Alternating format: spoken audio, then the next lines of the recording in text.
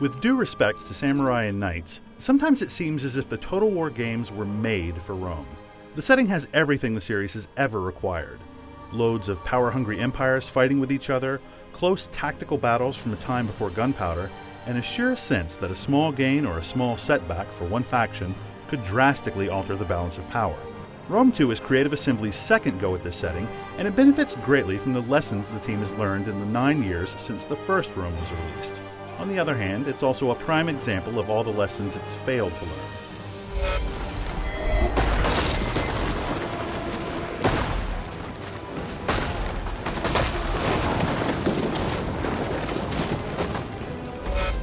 One of the best things about Rome 2 is its sense of place. Creative has delivered a game full of the flavor of the ancient world. From the satrapies of the Persian king in the east to the Celtic villages in the west, this game is a completely engaging, if not entirely historically accurate, simulation of the Roman world prior to the establishment of the empire. While war is literally the name of the game here, Rome 2 lets you play how you want. And the interface definitely helps orient you towards a lot of critical information, but it doesn't always do a good job of helping you understand the context of your decisions. You might, for instance, be asked if you want a Gallic bard to replace someone in a general's retinue, but the game doesn't tell you who's already in that general's retinue. You have to go searching for that information by yourself. Rome 2 does this kind of stuff a lot. With hundreds and hundreds of unique unit types and loads of variety in the settings, the battles in Rome 2 are the best the series has delivered so far. In the space of a single turn, you could find yourself commanding any number of battle types, rushing across a grassy plain to assault a barbarian fort in a foggy morning, commanding a fleet of ornate triremes at sea, watching as your carefully laid ambush sends enemy elephants fleeing back through their own lines. It's all spectacular to watch and to play, and the camera lets you get in close enough to see the faces of the soldiers. It isn't exactly playable from this perspective, but it adds so much intensity to the battles and in replays.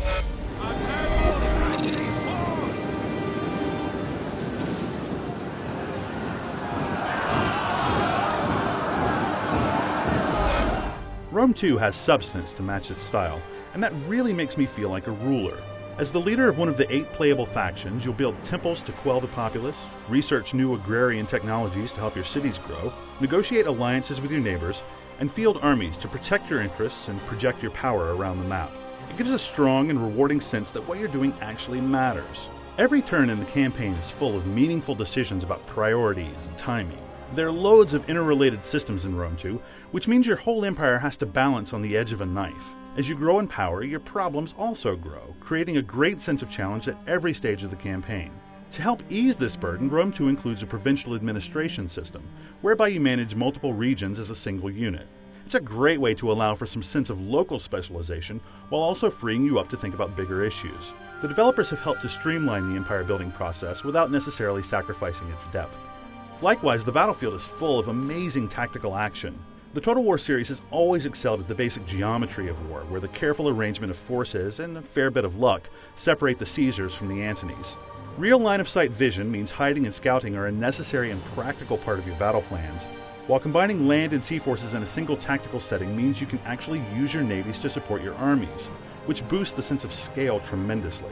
The new province system and ambush stances mean that there are far fewer sieges and more open field and town battles, which adds much more variety and maybe you want to use the auto-resolve button less. And while the AI is no Julius Caesar, to put it mildly, it generally provides enough tactical challenge to keep you on your toes. For a real battle of which, you have to go online against a human opponent, which Rome 2 ably does. Fans of the Total War series won't be surprised to hear that, as fantastic as the game is, Rome 2's complexity is also one of its biggest problems. It's not always apparent how one element impacts another, which means we're sometimes left wondering whether the attention we're paying to, say, Senate approval or a general's family allegiance actually matters. Even when you're sure why something is important, like managing public order, the game tends to obscure the relevant information you need. With public order, for instance, the overlays and lists only tell you whether or not public order is high or low, not whether it's improving or declining, which is actually more important to know. That complexity also means that even with the provincial management and army recruitment systems, the burden of management becomes more and more annoying as your empire grows. Even the AI seems to struggle with it, and the processing time between turns can seem like an eternity if your PC isn't absolutely top-notch.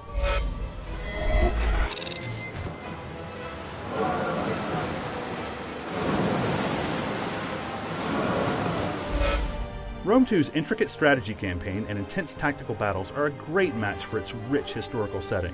Having one game that brings together legions and war elephants and slave rebellions and political assassinations means that fans of ancient history, grand strategy, and battlefield tactics can get everything they want in a single, glorious package. It fixes few of the organizational and AI problems that have traditionally kept Total War games from enjoying the greater success they feel like they should have, and that's a shame. But its amazing scope and depth make those obstructions feel completely tolerable. For everything Total War, keep it locked to IGN.